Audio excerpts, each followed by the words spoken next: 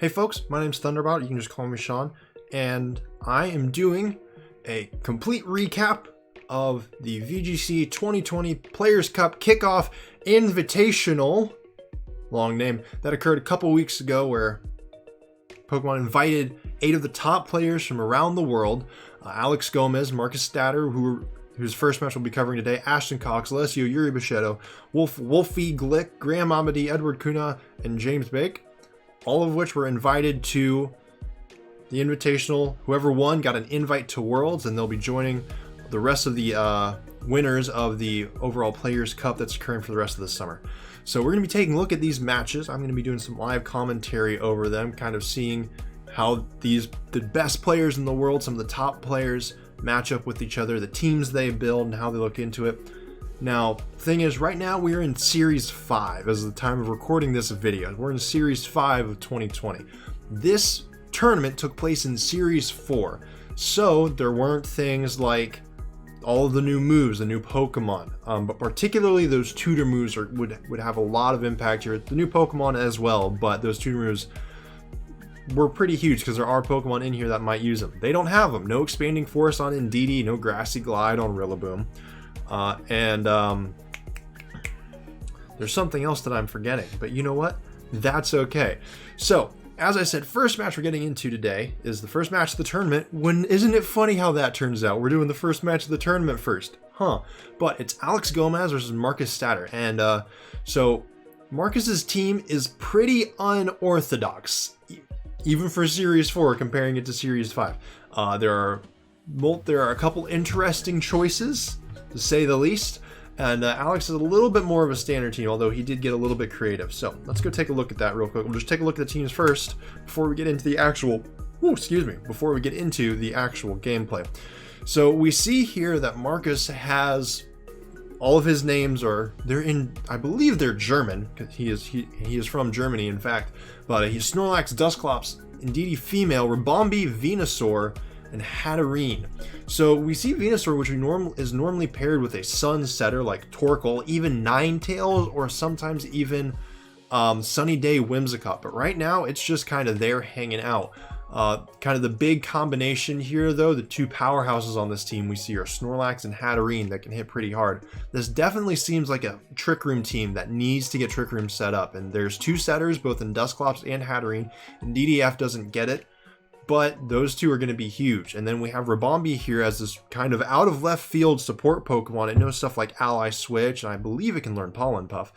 But this team, pretty unorthodox, seems to be going up against, is in fact going up against Alex Gomez's team.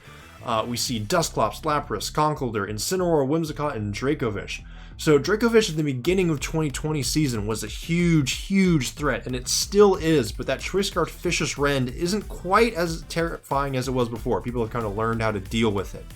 But Dusclops Conkeldurr is pretty terrifying. If there's Conkeldurr in Trick Room, it is going to be doing a lot of damage, particularly against that Snorlax. Incineroar can deal damage, but it's a great support Pokemon coming in with Intimidate, and Whimsicott can set up Tailwind if Alex feels like Markus can't really handle that. Lapras as well, a great target for Dynamaxing. It can set up Aurora Veil with its Gmax Resonance, and it's just a general threat without Dynamaxing with stuff like Freeze Dry. So, that being said, let us get into game 1 here. Alright. All the way back here. Now, of course, as we can see here, the commentators obviously had stuff to say, but we're not going to be talking over them. We're going to let them chill out for a little bit. So we see Markus starting off Venusaur and Indeedee F. So Indeedee F has stuff like Follow Me, Helping Hand, Protect, even Dazzling Gleam potentially. And that Psychic Surge is pretty big. Does stop priority moves, although we aren't really going to see too many of those right now. Alex leading off with Lapras and Dusclops. That Dusclops Frisk is going to be pretty big, revealing Citrus Berry on the Venusaur as opposed to any other items. So one kind of big thing to note here is that Alex might not necessarily want to Dynamax Lapras. Normally when Lapras is out, it gets Dynamaxed immediately. Because setting up the Aurora Veil is huge, and we might see that here, but as we saw, Alex was considering going into Conkeldurr, but that Venusaur is a huge threat right now. As we see, Dusclops is thinking about doing Nightshade or even switching out itself. Alex is taking his time, really thinking this through. This is a big move. He has to consider, like, what potentially has Markus brought in the back. Likely something like Hatterene or Snorlax could be huge. And we see Markus switch out here, going into Dusclops of his own. So this, the pressure ability on this Dusclops is pretty big. We see a miss from both the Sleep Powder from the Venusaur and the Blizzard onto the Sleep Powder from the Venusaur onto the Lapras, and the miss on the Blizzard onto the Venusaur, which is huge. Dusclops from Alex's side twists the dimensions, which is good. So let's get back to, so Markus's Dusclops has pressure. Now, a big thing here is that all of these teams were known by the players going into the tournament. They didn't necessarily know like EVs and IVs and whatnot, but they were aware of what Pokemon were going to be there, and they also weren't aware of items. So normally Dusclops has Frisk, right? Which if you don't, and normally you don't know items going in, right? Or I'm sorry, did I say you don't know items? I believe that going into this tournament, they were aware of what items people had. And so we saw Alex's Dusclops had Frisk. We see Markus's Dusclops has pressure. Kind of a small optimization there. It's actually a pretty good clue into team building and what people are looking for. So here we see Imprison from Alex's Dusclops trying to lock out Markus's moves, potentially locking out Nightshade and Protect, which could be huge. And Lapras is Dynamaxing, most likely targeting that Venusaur slot for a lot of damage. We didn't see any swaps from Markus's side, so this Imprison from Dusclops could be huge. Now, we don't necessarily know Venusaur's speed here, but we do know that it moved faster than Lapras. This ally switch with Venusaur could be big. We saw Alex considering the Max Lightning, and Alex actually went with Nightshade. You see, sometimes you just got to pay attention if you're talking too much. This Max Lightning was originally targeting Dusclops, now is going into the Venusaur. It doesn't do nearly as much damage, and Markus's Dusclops still has a lot of health up. Now, this electric terrain being set up is pretty important. Now Venusaur's Sleep Powder won't do anything, even if it does hit. As we see, Lapras is protected by electric terrain. Smart move from Alex, especially anticipating that Venusaur might use Sleep Powder again. So here, it's now that Max Lightning has already set up electric terrain, that G-Max Resonance is probably the next move, as setting up Aurora Veil, giving both Reflect and Light Screen, is going to be pretty important. And from what we saw, there aren't really any Pokemon that can learn Brick Break on Markus's side, except maybe the Snorlax. All right. Alex here considering using I'm actually using Imprison again on Dusclops. Markus switched out Dusclops of his own, sends the Indeedee back out, and Psychic Surge comes back in. So again, if Venusaur can hit the Sleep Powder, it could do decent work here, but it has to hit. So Venusaur uses Protect here. Sleep Powder isn't coming out. This G-Max Resonance is still going to do a lot of damage, but it's going to be cut a little bit. Imprison is big. It probably won't do as much against just Indeedee and Venusaur as it would against another Dusclops, but it does something.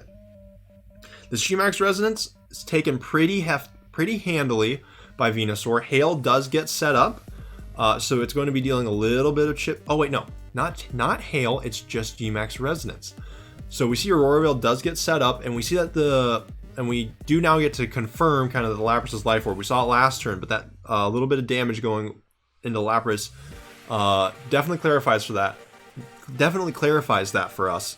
And it's definitely the thing for Markus to keep track of later on, even though that Life Orb, it tends to be in the Lapras slot when it's on the team.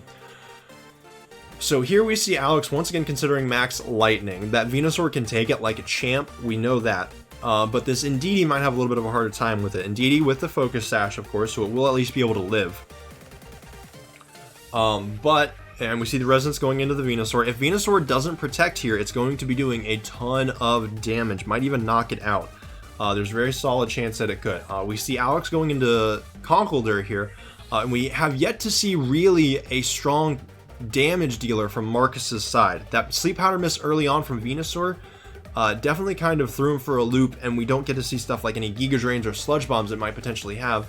We see the Follow Me out of the Indeedee redirecting anything, even though Alex was targeting it, or Alex was targeting the Venusaur, so this Indeedee will take it instead. A lot of damage, but it does survive. Doesn't do quite as much, doesn't take it down to its Focus Sash. Sleep Powder here, Lapras is asleep, so it was, so one turn of Dynamax. Oh no turns of Dynamax are wasted though.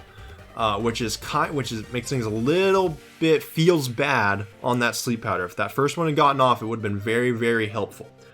But now we see that the Blizzard and Ice Punch are both coming out. Lapras likely to not wake up here, almost like one turn of guaranteed sleep. But Conkeldurr going into either one of these Pokemon could be doing a ton of damage. But now, like what I said before, Marcus, we haven't really seen much damage coming out of any of these Pokemon from Marcus's side. It definitely seems like Venusaur is more like a Sleep Powder, just turbo, not worrying about anything else. We see Indeedee Follow Me. Conkeldurr's Ice Punch, very likely to knock it out, does a lot of damage. But we need to see something damaging out of Marcus's side, either either Snorlax or Hatterene.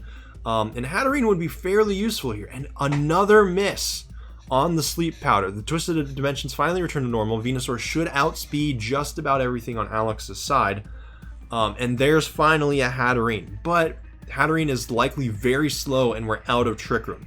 Now, there's potential that Hatterene is still faster than Conkeldurr and Lapras. However, that isn't going to matter too much with the Dusclops in the back that could potentially set up Trick Room again, put Hatterene in an awkward position. Right now, Alex kind of has control over where he wants the speed to be, because both Conkeldurr and Lapras are threatening big amounts of damage. And Venusaur, all we've seen is Sleep Powder over and over and over. Ice Punch this time going into the Venusaur slot. Now, Hatterene, so there's no Expanding Force right now, but Hatterene would likely go into a Dazzling Gleam here, getting good damage on Conkeldurr and Lapras. Or we see the Max here. So this will be a good way for Marcus to try to take out the Conkeldurr if he wants to. But there might even be some other max move going into the Lapras, which is also terrifying. Keep in mind, Alex still has Reflect and Light Screen up, so it's not even guaranteed that anything Hatterene does will KO Conkeldurr, even if it's G-Max. So there we see the Sleep Powder going into the Conkeldurr, finally putting something else to sleep. Those misses are pretty key. They have resulted in Lapras getting off Aurora, getting off the G-Max Resonance, and Conkeldurr knocking out the Indeedee. G-Max Smite coming out onto the Lapras. So Lapras survives handily, very likely thanks to the light screen setup from G-Max Resonance. So now the good thing is now they're both confused and asleep. So the likelihood of Alex getting an attack off is pretty low, but if he does, it's going to be huge. Hatterene here does lose a little bit of health from the Life Orb, kind of keying us into the fact that it has it. These ice moves into Venusaur could be dangerous, although he is considering switching out the Conkeldurr. He keeps it in. We see there Dracovish is in the back. If it comes in, it's going to be doing a lot of damage no matter what it hits, even though that Venusaur still walls it pretty well. So even though right now Marcus doesn't only really damage dealer is Hatterene, Venusaur could very much still take this, as there aren't very many good answers that Alex has for it. With the Sludge Bomb, Lapras finally goes down. Conkeldurr wakes up, is confused, and gets its attack off into Venusaur. This is going to be a ton of damage and KOs it. Now Dracovish is pretty much free to have its way with Marcus's team, even with this G-Max Smite. It'll deal a ton of damage, almost knocking out the Conkeldurr, leaving it at 9 HP. And the Aurora Veil finally wears off, lasting just long enough for Conkeldurr to survive. So Alex bringing in Dracovish here. Oh, I would imagine bringing in Dracovish here. May bring in Dusclops, but Dracovish here with Psychic Fangs, Vicious Rend, Crunch, and Rock Slide. Strong Jaw, an extremely powerful move, and that Choice Scarf. Vicious Rend is just such a powerful move on a quick Pokemon like Dracovish. and it is going to be very difficult for a Dusclops and Hatterene to do much. Now, if somehow Marcus can get Trick Room set up, Hatterene will be moving before Dracovish, and Vicious Rend won't be doing as much damage, but it's still a super, super powerful move. And once again, we see that pressure tech ability coming out, unusual on Dusclops, but in the right circumstances, it makes sense. Vicious Rend going to the Dusclops here, just making sure that Trick Room isn't going to happen. Alex debating switching out the Conkeldurr into the Dusclops of his own, just try to keep it alive, which is not a terrible decision, as it does ensure that a good damage dealer will still be around, even if it is for a turn. And Dusclops versus Dusclops with a Dracovish on the field, I will take the Dusclops with the Dracovish, as this Hatterene is about to, or as this Dusclops is about to take a ton of damage. There we go. So Hatterene can use Max Fairy again against Dracovish here, which will likely not knock it out, but deal a lot of damage, and it does actually pick up the KO. And that should be its last turn of Dynamax. So it is a Hatterene at fairly high HP versus a Conkeldurr and a Dusclops. The choice to go with Vicious Rend on to Marcus's Dusclops is interesting. It leaves this high damage dealing Hatterene that has super effective attacks on Conkeldurr up with pretty much full HP. So we could see something like Mach Punch. It would do very little damage, but it would be effective. But we see Ice Punch coming out instead, potentially hoping for a freeze. Nightshade from Dusclops will do at least 50, but this Conkeldurr has to move before the Hatterene, which it does. The Ice Punch comes out, and it gets the freeze. That's about the only way that Alex could end up winning this at this point, with the Hatterene as it is. Dusclops is confused and gets its attack off. Through 2 confusions, Alex manages to get attacks both times. Hatterene is very weak, and we saw that Conkeldurr moves before it, even if Hatterene wasn't frozen. At this point, we can see the damage coming through from Alex's side into Marcus and killing the Hatterene relatively easy. So, that's game 1. We saw there was kind of this big back and forth, where for a hot moment it looked like Alex had a pretty commanding lead.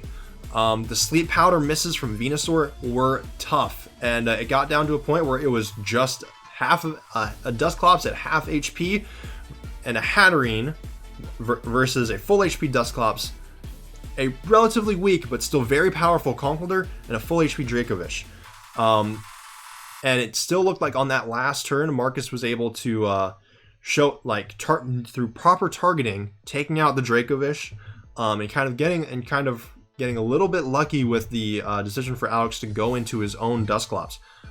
It looked like Marcus would be able to take this, because if Conkeldurr gets KO'd, and if Conkeldurr gets KO'd and Dusclops is the only thing left against the Hatterene, it's going to be relatively tough for Alex to overcome that. Doable, but tough. And with that freeze at the end, that was a huge variance shift in Alex's favor, along with all of those Sleep Powders. So right now, Alex is up 1-0 over Marcus, and we're going to go into game number 2. All right, let's see here. Boom. All right. So we see here that Alex has led Whimsicott and Lapras. Whoops. So we see here that Alex has led Lapras and Whimsicott this time. Marcus, Venusaur, and Indeedee again. So previously Alex decided to not Dynamax Lapras on the first turn.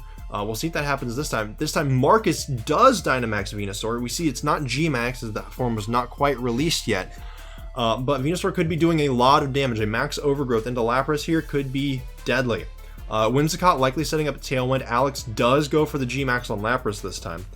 Very likely setting up G-Max Resonance, getting the Aurora Veil down early, mitigating a ton of damage. But we do see that, Venusaur is faster than Lapras, so it'll be able to get at least one attack off. Obviously not a Sleep Powder, and Marcus doesn't have to worry about any misses this time, considering these are all max moves. We do see Tailwind out of Whimsicott, as can be expected. It is shiny, which is, kudos to Alex, shiny Whimsicott. But the max lightning here after the tailwind going into Indeedee, dealing a chunk of damage. Not a ton though. Electric Trend getting set up just in case Markus was going to Sleep Powder. Smart move. And let's see here. And so Indeedee Mystical Fire into the Lapras, dealing a little bit of damage, but also lowering the special attack, which could be big later in the game. Max Overgrowth coming out of Venusaur here. With no G-Max Resonance, this is going to do a chunk, but considering Lapras is Gigantamax, it doesn't quite do enough to kill it. Grassy Surge comes into play. It will heal up everybody except for it will heal up everybody that took damage, kind of offsetting the Life Orb damage that Lapras took from itself. Doesn't really have too much of an impact on Indeedee F, unless now Indeedee can, along with a special attack drop, can just barely survive a max lightning if Alex tries to set that up again. However, now that Venusaur is Gigantamax, there's not too much of a reason to try to set up electric terrain. We see Fake Tears out of Whimsicott, a pretty big move that could, so Indeedee could very well die to any of these moves here. But G-Max Resonance is going to come out onto the Indeedee, just kind of leaving the Venusaur alone for a little while. So we have seen that Alex changed up his lead a little bit. As opposed to Dusclops, we have Whimsicott here, kind of opting outside of the Trick Room. Indeedee using Follow Me, wanting to take the damage anyway. Alex reading that pretty hard, going into it with Fake Tears. And so Indeedee is pretty much almost guaranteed to die here with the harsh special defense drop. Resonance now setting up Aurora Veil, mitigating any damage that Venusaur can do with Max Overgrowth. And so this very likely won't KO Lapras, or if it does, it'll be very, very close. Indeedee fainting, Markus having to bring in something else, Lapras going lower, but this time Max Ooze out of Venusaur, going into the Whimsicott, taking it down to its Focus Sash. Unfortunately leaving both of Alex's Pokemon alive, and normally after Whimsicott uses its Tailwind, it struggles to have much of an impact on the game. But now that we see the Fake Tears here, Fake Tears into Venusaur plus a G-Max Resonance is going to do a chunk of damage. And with this added health from grassy terrain, Lapras is going to be even harder to take out with Aurora Veil set up. So Dusclops is finally brought out, pressure once again, as Markus knows the items on the opposing Pokemon.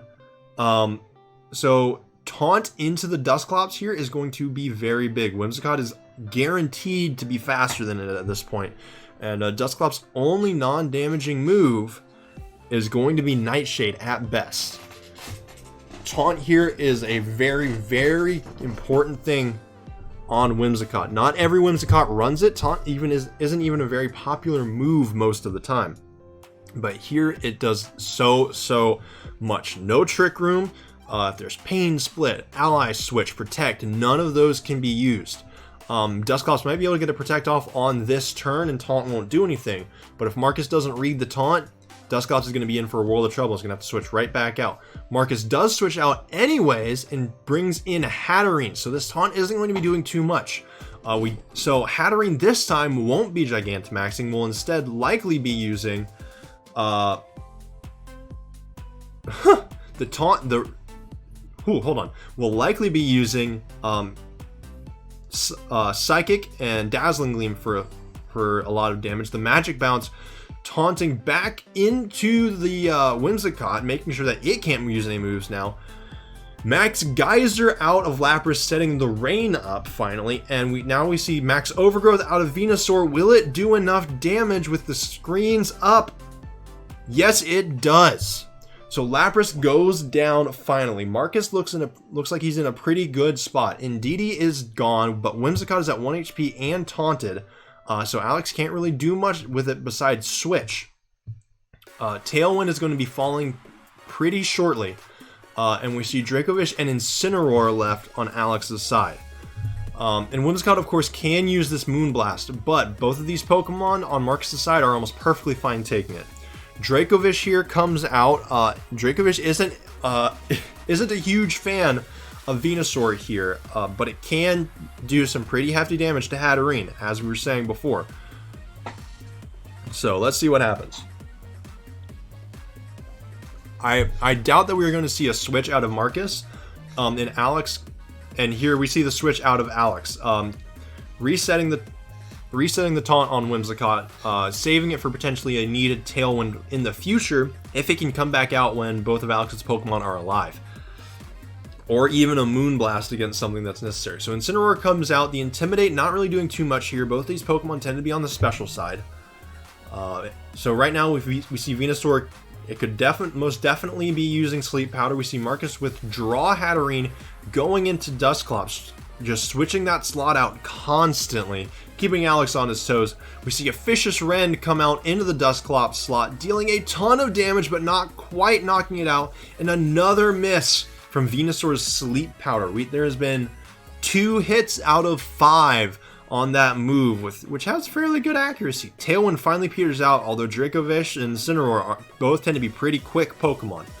Incineroar with the Fake Out now, going to be doing plenty of damage. Vicious Rend on Dusclops will be, while it's not going to be the first move used in the turn because of Fake Out from Incineroar, it's still a powerful Water-type move. And coming from Dracovish, it's going to be doing plenty of damage to knock out this Dusclops if it stays in. You see Alex kind of reconsidering this. If he uses Fake Out, Vicious Rend won't be the fastest move and won't be doing as much damage. But we see it there. We see it going into Dusclops. Marcus has been switching out constantly. Maybe switches out again. Venusaur uses Protect. Keeps that Fake Out from dealing any damage. Kind of reading it pretty well. Dusclops is left vulnerable though, but it does use Ally Switch, putting the Venusaur in its spot and able to take the Vicious Rend from Dracovish. That is a very, very high level play from Marcus there. Manages to eat both of the moves, heal up a little bit, waste Incineroar's Fake Out, and Venusaur is at full health now, even after taking some damage from other sources. Vicious Rend going Incineroar attacking the Dusclops, Vicious Rend going into the Venusaur, dealing so much damage even through resistance. Venusaur finally popping that berry. Marcus might be going for a Sleep Powder here, although it's been unreliable for him this whole game. Finally gets it off onto the Dracovish, even though it's already done plenty of damage. Incineroar into the Dusclops, likely going to knock it out with Throat Chop. And that leaves Venusaur and Hatterene this time up against Dracovish and Incineroar at relatively full HP, though Dracovish is asleep. Whimsicott is still here, meaning Taunt is available, Tailwind is available, Moonblast is available, though they aren't going to be doing too much damage. That could be enough to get Alex the win. But this Hatterene is powerful, and a Dazzling Gleam here is going to be doing a ton of damage to both of these Pokemon, as Dracovish and Incineroar take super effective damage from Dazzling Gleam. However, Incineroar's Throat Chop does at least hit for neutral on Hatterene. Flare Blitz does damage, but it is mitigated by the rain, so it won't be doing quite as much as Alex would maybe hope. That Max Geyser, while it does boost Vicious Rend, kind of puts a pretty big damper on the Flare Blitz here. Dracovish stays asleep. Marcus uses another Sleep Powder, and Incineroar avoids it again. Incineroar using Throat Chop, dealing a good amount of damage to Venusaur, but not killing it, and Hatterene goes for Trick Room. So now Marcus is moving ahead of Alex, putting him in a good position, and he has 4 turns of it. Even if this Dracovish wakes up, Hatterene's going to be able to get good damage on him, and Venusaur is going to be able to do something, even if it is just Sleep Powder again. We see Alex considering a Throat Chop into the Venusaur here. If Incineroar is able to get it off, it will take out the Venusaur, but leaving that Hatterene is going to be dangerous. We see the rain has worn off, so Flare Blitz is at full power now, but Alex does go with the Throat Chop into Venusaur, and the Vicious Rend, fingers crossed if he wakes up, looks like he's considering Hatterene. Goes back, Throat Chop into Hatterene, Vicious Rend into Hatterene. If there's a Protect here from Marcus, that could be huge, but Dazzling Gleam comes out. This could be it. A crit or any type of damage could do so much. Dracovish is out without even a crit, although Incineroar takes it relatively well. And the damage is not super effective as he is Fire type. Throat Chop going in does damage.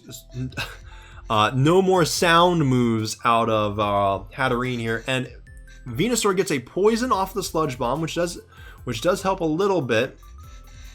Incineroar pops its berry, gets about up to health, gets about up to half again before the poison takes him down a little more.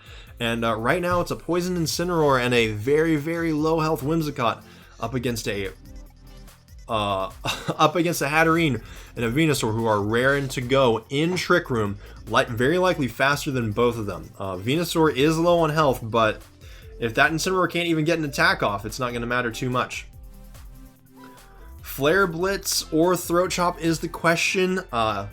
Throat Chop into Incineroar could take it out. Moonblast would likely have to do a ton of damage into Hatterene in order to actually kill it. And we see Alex again reconsidering. If this Hatterene stays alive, it is almost guaranteed that Alex will not be able to win at least this game. So we see the Dazzling Gleam come out, taking out both of Alex's Pokemon and moving us into a Game 3. So we see here the kind of the importance of playing around. We see the importance of not relying on Sleep Powder too much. Now Marcus was trying to use Sleep Powder a ton here. That's kind of what Venusaur is here for on the team. Inflicting status as its own weird type of speed control. You know, we have Whimsicott with Tailwind, we have Dusclops with Trick Room and whatnot.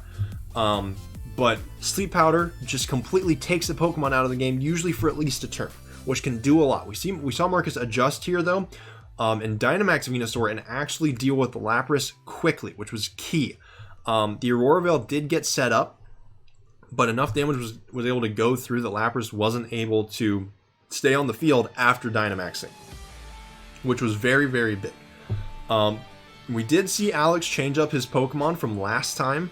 We didn't see Conkeldurr, we didn't see Dusclops. Instead, it was Whimsicott and Incineroar taking kind of the opposite approach, going for the speed up instead of the swap with Trick Room.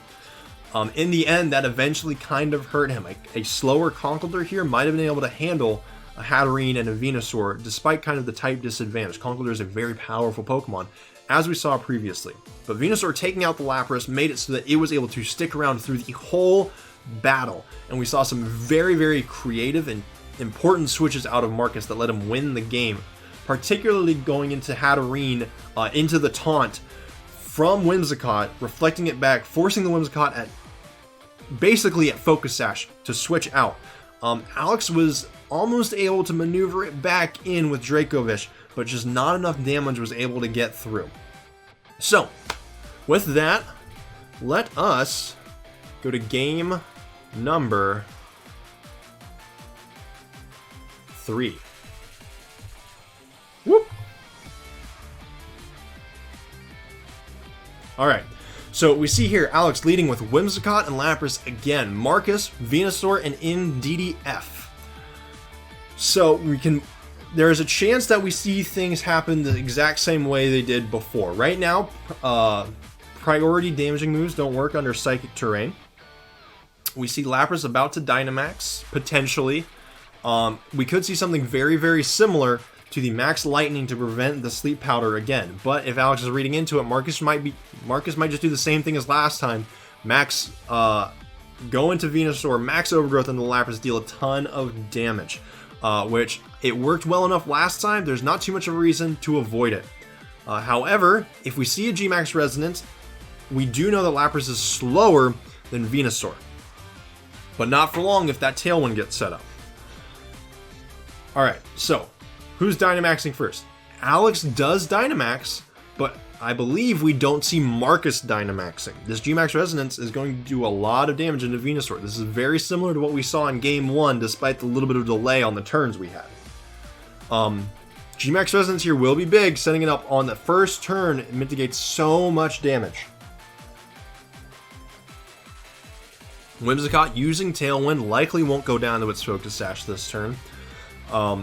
G-Max Resonance coming out. This Venusaur is going to take so much damage. Indeed, he didn't even use Follow Me. and the Venusaur is outright KO'd. Such an important Pokemon in Game 2. Losing it right away with the Veil getting set up in Game 3 is really going to make it hard for Markus to come back from this. It looks like he just brought the same 4 Pokemon again. It looks like potentially they both did. Mystical Fire into the Lapras does some damage, but without a Venusaur there, it doesn't really matter that with that special attack drop. Lapras already has done its entire job as Alex's Gigantamax Pokemon. Markus is in trouble here. Even a Hatterene is going to struggle right now because the damage output from Lapras versus the damage output from Hatterene is going to be at a disparity because of those Aurora Veil things.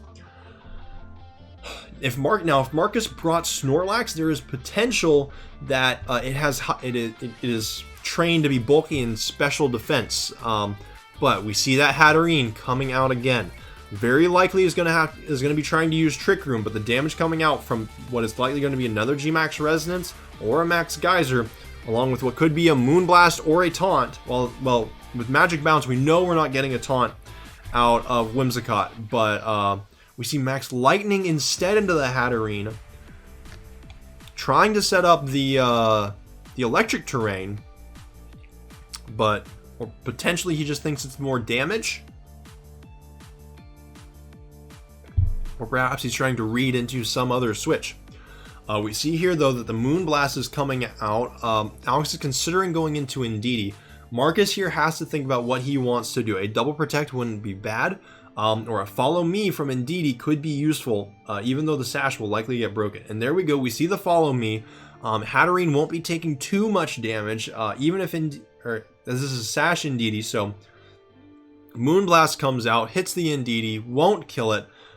Follow Me will take this Max Lightning. From what we saw before, it should take it pretty handily, especially with Mystical Fire weakening the special attack from Lapras the turn before. Now, Hatterene gets to do something here. It could be a Trick Room. We could see just straight up damage coming out. Trick Room does come out, though, putting Markus a little bit at a little bit of an advantage, at least just for these turns with this matchup. We don't know what Alex has in the back. He could have just gone huge brain, brought a Conkeldurr and a Dusclops just to have 2 hard modes, 1 Tailwind, 1 Trick Room. Ooh, excuse me. And that could be very, very dangerous. Conkeldurr here, despite being weak to Hatterene, just puts out so much damage. Alright. We see here Max Geyser going into the Indeedee, wanting to guarantee this KO. Moonblast. Alex considering doubling into this Indeedee here, just wanting this thing dead. No more Follow Me's. But the Indeedee switches out into the last Pokemon. Dusclops comes out again. So pressure comes out. Not really going to matter too much here. But Dusclops might just be able to take both of these attacks. Now the problem is there's not going to be Follow Me support on the next turn for this Hatterene. Speaking of which, Hatterene does Gigantamax, is going to be doing a lot of damage, very likely a G-Max Smite, trying to confuse both these Pokemon. Markus might have to get a little bit lucky here. So let's see, G-Max Smite, G-Max. Alright, there we go. It goes into the Whimsicott, taking it down to its Sash. And that's the scary thing, that Whimsicott, all it needs is one hit point to do its job. And it can still do plenty. But that confusion could be big. If it hits itself, it does get knocked out. And that puts Markus in a little bit of a better position. Max Geyser coming through right into the Dusclops, which takes it like an absolute champ. Not even going below half health, does maybe a third. But we do see the rain come out, so the next water move will be boosted. Whimsicott, still confused. Gets its attack off. No hitting yourself with confusion at all from Alex. There we go. We see Dusclops going below half health. So much bulk from the Eviolite. Really showing off why it was such a popular Pokemon in this series. And we'll be seeing a lot more of it throughout these games, I promise you. So here we see Alex in a relatively strong position. Hasn't revealed any more of his Pokemon. Aurora Veil's still up for at least a turn. Lapras at plenty of hit points. Dusclops and Indeedee both very weak. And all the damage Alex has taken is on a Whimsicott. Lapras has only taken Life Orb damage. And Marcus's Venusaur is already knocked out. His way to deal with Lapras is gone. And we saw in game 1 with Venusaur, when Venusaur wasn't able to take out Lapras, Lapras was able to do a ton of damage along with Dusclop's Ice Punch and really kind of handle Marcus's team. And now that Venusaur is gone again, Lapras has hung around on the field for a long time, far longer than Marcus likely would want it. We see Fake Tears out of Whimsicott, lowering Dusclop's defense. G-Max Smite coming out on the Lapras, dealing a good amount of damage, but not enough to KO yet again. Nightshade coming through, this time only on the Whimsicott, though Lapras is still alive. Very likely means that if Lapras doesn't hit itself in confusion, this Dusclops is going to be out of here, and it gets through confusion, and the Hydro Pump hits due to the rain. Dusclops is going to be struggling to live here, and it is KO'd. It is a Hatterene versus the world. 3 Pokemon left from Alex's side. Tailwind has petered out, but the Trick Room is still up. Hatterene will be able to most likely take out at least 1 Pokemon. We see Indeedee coming out with Follow Me support, but Incineroar, likely with a Fake Out here on the Indeedee, isn't going to be able to do too much. Well, shall I say, isn't going to let the Indeedee do too much here. Psychic Surge, not too bad, does make it so that Fake Out won't actually do anything. I did forget about that, my apologies. So we get to see 1 good attack here out of Hatterene. And this Indeedee is going to have to do something here. We still don't know what the last Pokemon is from Alex. This Incineroar, we know it has Throat Chop, which is going to do plenty damage to Indeedee. Most likely guarantee the kill here. G-Max Smite coming out yet again, trying for that confusion, trying to get both Pokemon to hurt themselves in confusion, mitigate the damage from onto Marcus's side. Life Orb damage could be key here. Incineroar is confused and doesn't hit itself. None of Alex's Pokemon have hit themselves in their confusion, which is very, very likely contributing to why he has been so dominant in this game against Marcus. But of course, and another freeze! Marcus just can't quite catch a break. A freeze in game 1, a freeze in game 3. None of Alex's Pokemon have hit themselves in confusion. So many misses from Sleep Powder. It is looking rough for Marcus here. It is a frozen Hatterene against a full HP Dracovish, a full HP Incineroar, both of which have strong moves against it. And Hatterene literally can't even move.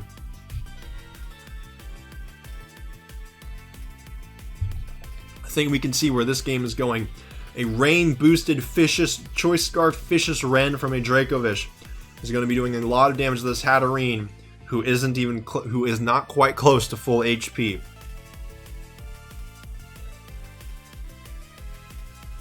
As we see here, players are taking a moment to think, or Marcus is at the very least. Hatterene is not able to move despite Trick Room. Incineroar is confused, still doesn't even hit itself. Throat Chop putting Hatterene, I mean, if it wasn't in Fishious Wren range before, it sure is now. And there we go. Hatterene faints, and Alex takes the series 2 games to 1. So that series was it was certainly an interesting one. We saw two very different strategies. We saw Alex's team, which was very much focusing on speed control. We saw 2 different versions of it. We saw Whimsicott and Dusclops. Alex decided to switch to Whimsicott with Tailwind after the first game, kind of deciding that that's where he wants to be. While Dracovish, we saw Dracovish does a ton of damage, but wasn't too much of a key component of these wins. Alex's wins mostly came on the back of Gigantamax Lapras surviving, setting up Aurora Veil, and making sure that Venusaur was gone. It's kind of weird how Marcus's answer to Lapras was Venusaur. Max Overgrowth was the way to take that out. But at the same time, the two kind of countered each other, and in games 1 and 3, Lapras beat Venusaur, and we kind of saw what happened after that. Now, I will say, it doesn't entirely help that so many of Marcus's moves had variance factored in. Sleep Powder, and even which miss so many times, and even if they do hit, the opponent has a chance of waking up. We saw more confusion, none of which helped at all for Marcus. Alex's Pokemon didn't hit themselves even once. So we saw a lot of variance juggling from Marcus's side that really didn't have any effect, and Alex was just straightforward, dealing damage, set up some reflect and light screens, and be on his way. So in the tournament, Alex moves on into the winner's bracket. Marcus goes into the loser's bracket. Tomorrow, we're going to be checking out Ashton Cox and Alessio Yuri Bichetto in their best of 3. This is kind of a little more of a standard match featuring some of the most played Pokemon in Series 4. So we can expect a pretty good battle tomorrow. Thank you very much for watching. Be safe, be smart, make wise decisions, and have a good day. Goodbye.